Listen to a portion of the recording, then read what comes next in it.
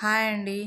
నోరూరించే గోగాకు పుల్లగూర ఎలా ప్రిపేర్ చేసుకోవాలో చూద్దాము. ఇది చాలా టేస్టీగా ఉంటుంది. బిర్యానీలోకి కానీ వైట్ రైస్లో కానీ. ముందుగా ఆకు అంతా ఇలా ఒలుచుకొని బాగా వాష్ చేసుకొని పక్కన పెట్టుకుందాం. చిన్నగా కట్ చేసుకోండి కొద్దిగా. ఆకు బాగా మెత్తగా అవుతుంది. తర్వాత స్టవ్ ఆన్ చేసి గిన్నె పెట్టి అందులోకి ఆకంతా వేసి ఇలా మిరపకాయలు ఒక 10 చిన్నగా కట్ చేసుకొని వేసుకోండి. అలాగే ఒక టమోటా, ఒక ఆనియన్ కట్ చేసిండేది వేసి బాగా ఉడికించుకోండి.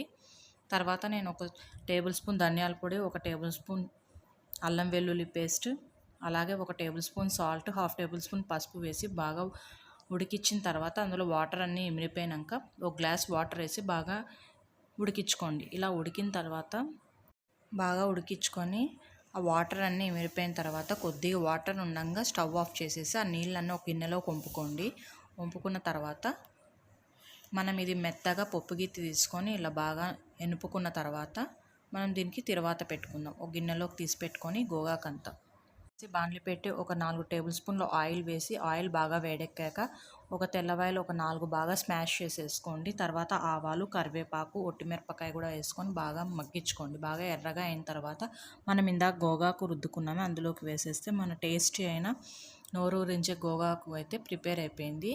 మీలో ఎంతమందికి ఇది రెసిపీ ఇష్టమో కామెండి.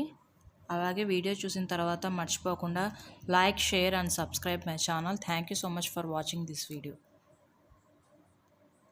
టేస్ట్ మాత్రం చాలా అంటే చాలా టేస్టీగా ఉంటుందండి. మీరు కూడా ఒకసారి ట్రై చేయండి.